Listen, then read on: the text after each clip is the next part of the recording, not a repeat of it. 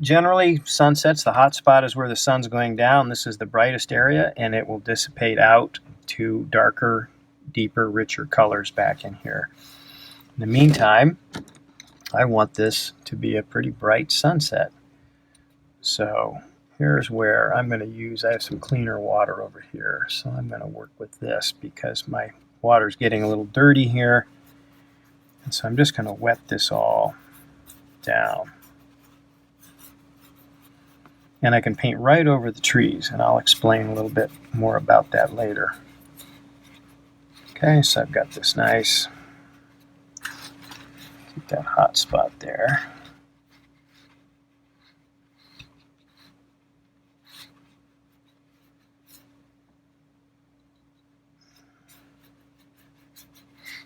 Wet, nice wet sky. Skies work really well wet into wet because clouds and patterns in the sky are so generally pretty loose and organic, with the colors and things mixing. So, okay, so we've got that. I'm going to start in here with, I'm going to get my bright yellows first around the sun here. So I'm going to start with this kind of thing.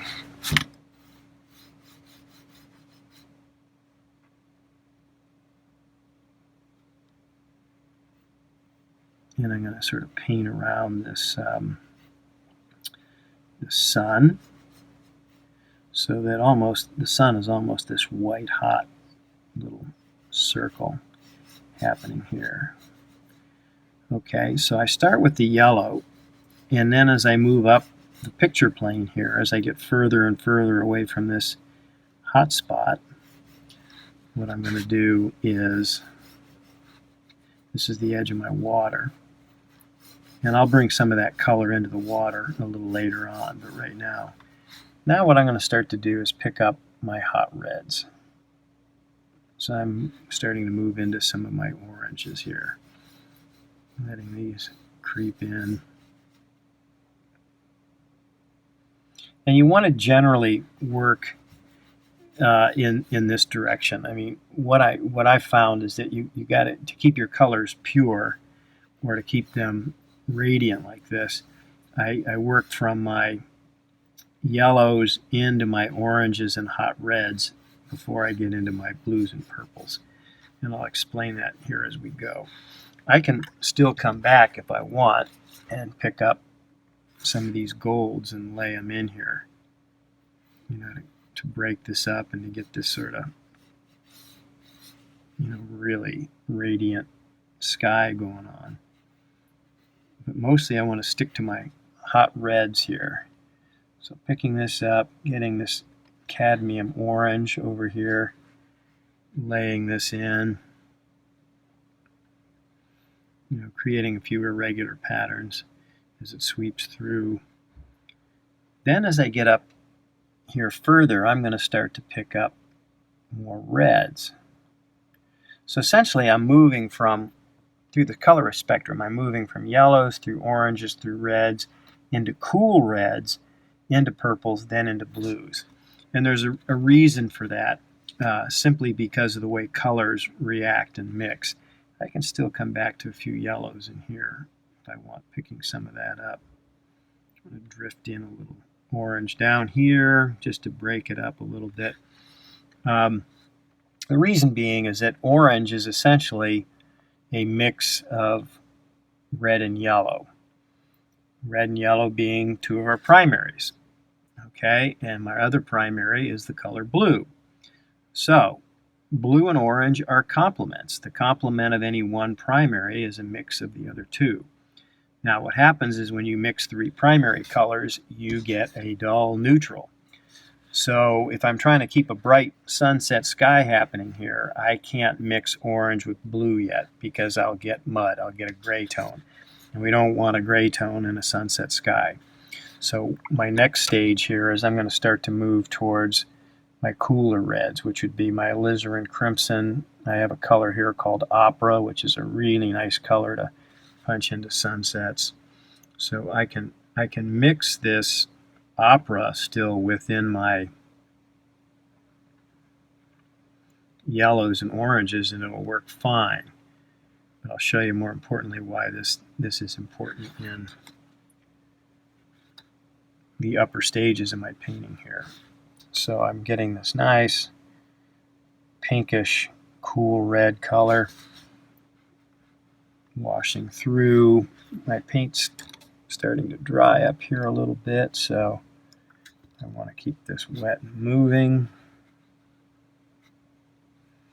These hot lamps in this video booth are cause this to dry pretty quickly. So I'm getting this up into here. A little more alizarin. Now what I'm going to do is start moving into my purples. And here's what I referred to earlier as moving through the spectrum this way, because you know, purple is essentially a mix of blue and red, but it's a cool red. You can't get a purple by mixing blue and a hot red.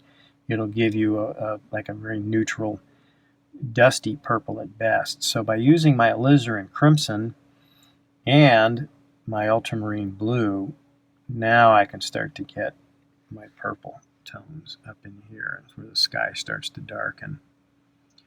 But I can't take this purple down into my orange or I'll get a muddy tone, and I want to keep this a very radiant Hawaiian sunset. And I can let it, sometimes by tilting my paper, I can get some mixes in here that are kind of sweet. Get a little change going on in here. So as I come up here, I got my alizarin, my ultramarine, and this is what gives me my really radiant purple.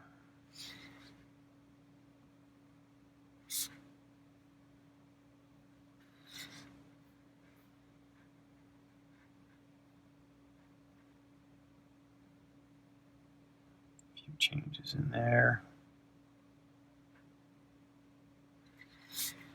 And then here's where I can go from my purple then up into my deeper blues and perhaps even into a bit of cerulean and cobalt up in here. So I get this, amazing sunset happening with radiant color and not muddy color.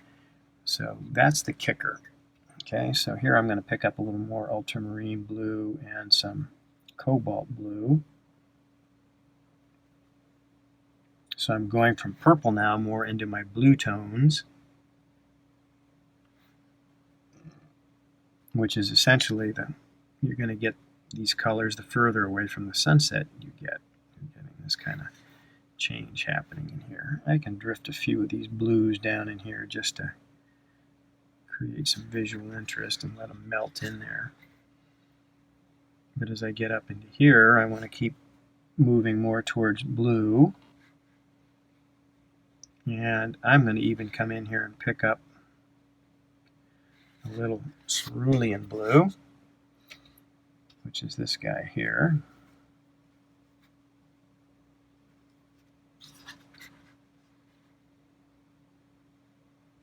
Mixing with a little of the cobalt.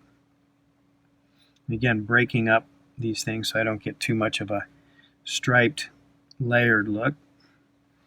And just for the coup de grace up here, I'm going to pick up more of this kind of sky blue color. I have here manganese in the Holbein line. This is called, I believe this is called peacock blue, but it's a really nice blue to drift in here a little bit so that I get some really radiant changes happening up in my sky.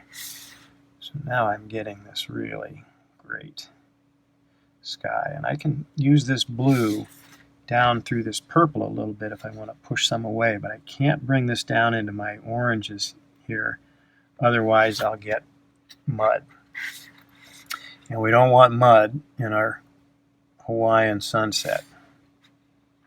So laying this in up here,